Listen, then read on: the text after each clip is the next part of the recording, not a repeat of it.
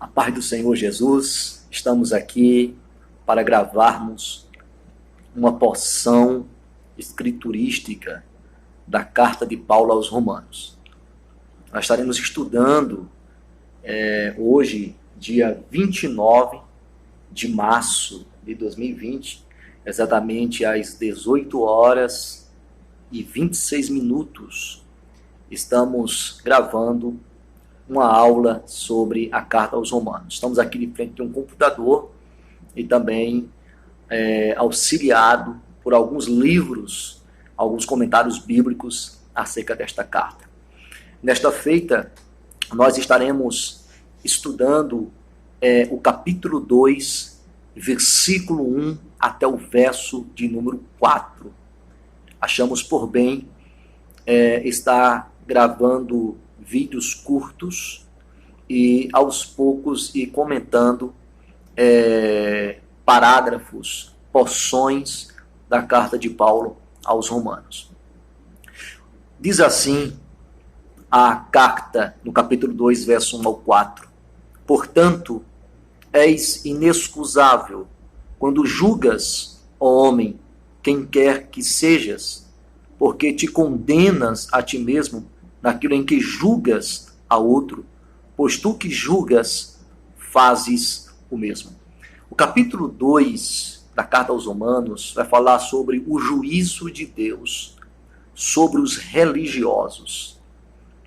Esses religiosos podem ser os falsos moralistas, sejam eles judeus ou gentios. Alguns dizem, como por exemplo John Stott, que no capítulo 2 Paulo tem em mente qualquer tipo de moralista. Então pode ser judeu como pode ser gentio. Já outros dizem que Paulo no capítulo 2 está realmente focando como alvo o povo judeu. Tendo em vista que no capítulo 1, verso 18 ao 32, Paulo disse que a ira de Deus é manifestada sobre o mundo pagão, sobre os gentios que não entregaram sua vida para Jesus. De forma que eu imagino que quando a diaconisa Feber, conforme Romanos 16 afirma, quando ela foi enviar essa carta até Roma, tendo em vista que Paulo escreveu esta carta quando estava na cidade de Corinto, e Paulo ditou essa carta, e o seu obreiro Técio foi quem escreveu. Então eu imagino essa carta sendo lida naquela grande metrópole, a saber, Roma, e quando os judeus acabaram de ouvir o que Paulo disse no capítulo 1, imagina eles dizendo: é verdade, Paulo, eu concordo, os gentios, os pagãos, eles vão para o inferno, eles são alvos da ira de Deus, do juízo de Deus. E de repente, a Feber continua lendo a carta, e no capítulo 2, ela vai dizer: é verdade, os gentios sem Deus vão para o inferno, mas vocês também vão. No capítulo 2, Paulo vai descer aqui, como se diz, o porrete sobre todos os religiosos, tendo aqui como especificamente os judeus que não entregaram sua vida para Jesus. Então, no versículo 1 ao 4, Paulo vai dizer que o juízo de Deus é inevitável. No versículo 5 ao verso 11, ele vai dizer que o juízo de Deus é justo. E no versículo 12 ao 16, ele vai dizer que o juízo de Deus é imparcial. Essa estrutura, essa divisão do capítulo 2, verso 1 ao 16, em 3 partes, ela é enfatizada por John Stott em seu comentário na carta aos Romanos. Logo, no verso 1 ao verso de número 4, Paulo vai usar uma linguagem, um recurso da retórica, que é conhecido como diatribe. O que seria uma diatribe? Uma diatribe seria onde o Paulo, à medida que ele vai argumentando a sua tese, ele vai imaginando um interlocutor.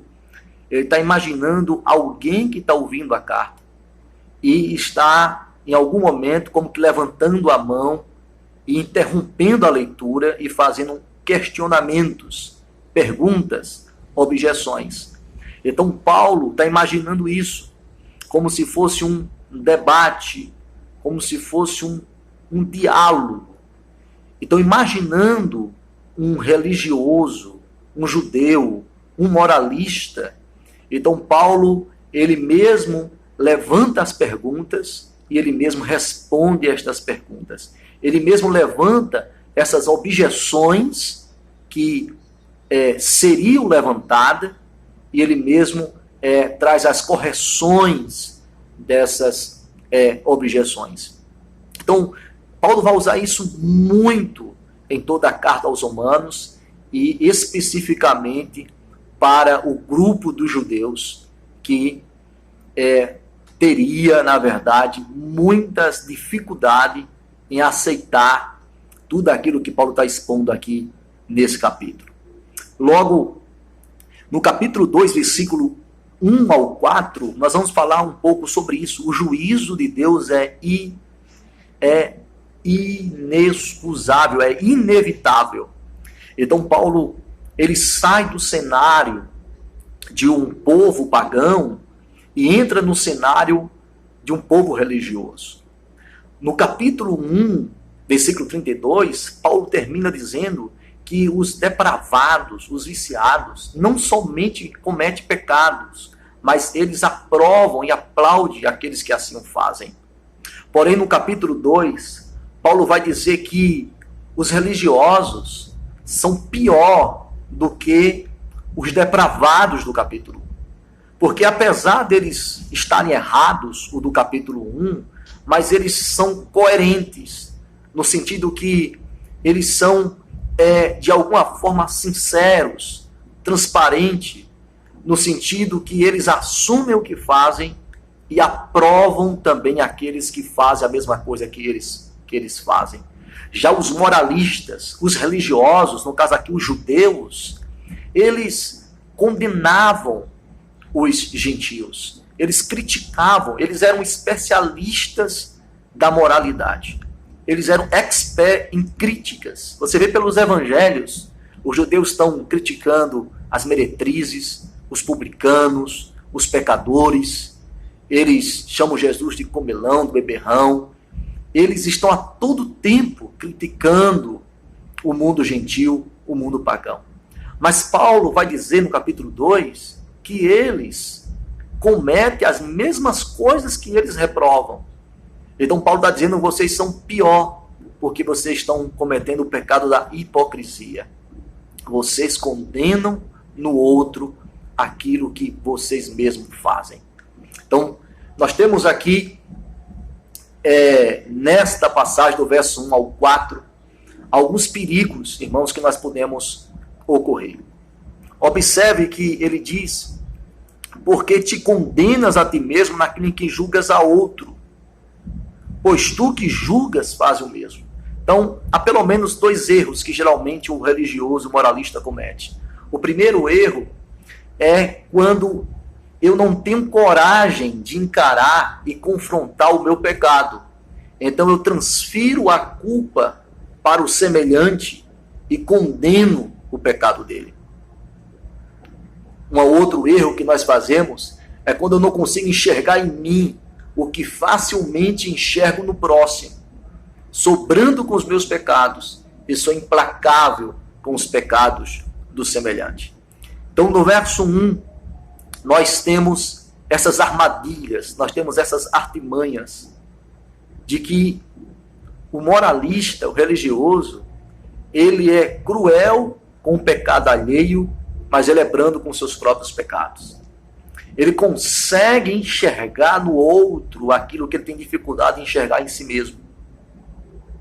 E isso é algo que nós lidamos diariamente dentro do meio religioso, dentro do meio evangélico. Além disso, Paulo vai continuar dizendo, no verso 2, diz que bem sabemos que o juízo de Deus é segundo a verdade sobre os que tais coisas fazem.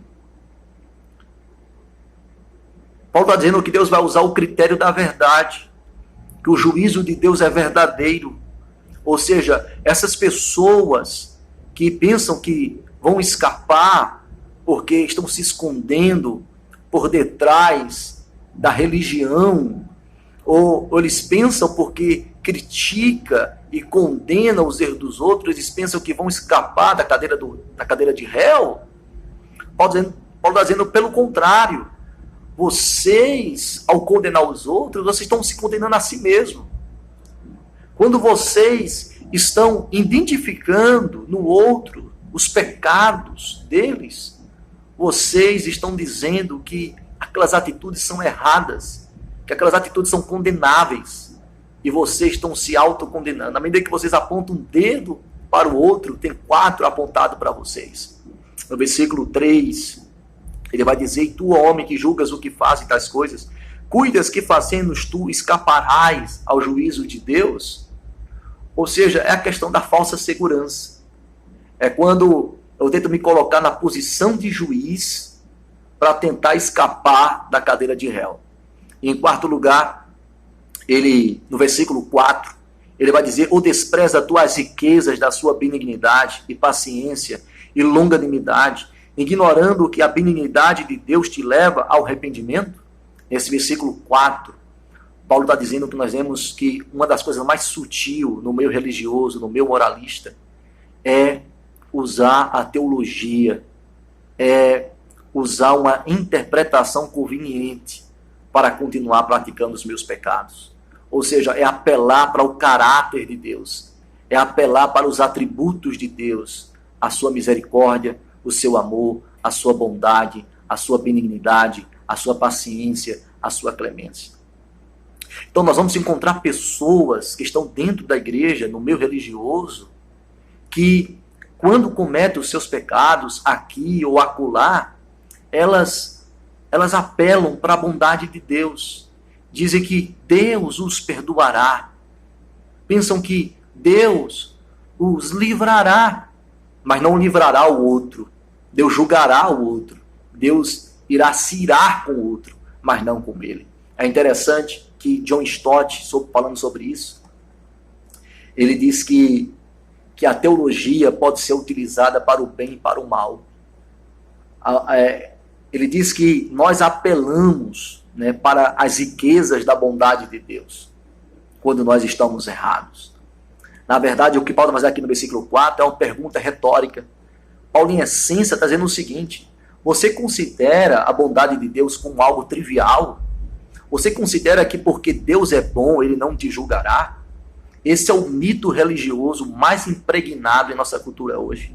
Deus é visto como um menino de recados, as nossas ordens, um Papai Noel celestial. Tudo o que temos a fazer é chegar e pedir o que desejamos e ele providenciará para nós. Alegamos que ele é bom e demasiado longânimo para castigar quem quer que seja, e que, portanto, podemos pecar e permanecer impunes. Nós até distorcemos as escrituras, usando-as em nosso favor, citando passagem como: o Deus eterno é bondoso, misericordioso, é paciente e muito amoroso. Mas esse tipo de teologismo manipulador é uma atitude que denota desprezo e não honra a Deus. Isso não é fé, é presunção, diz John Stott, porque a bondade de Deus é que nos leva ao arrependimento. Esse é o seu objetivo.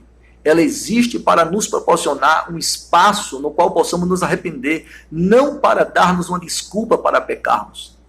Em sua paciência, irmãos, Deus é clemente. Ele tolera nossa rebelião, nossa rebeldia, nosso pecado. Deus conhece os nossos pecados, mas só que Deus não expõe.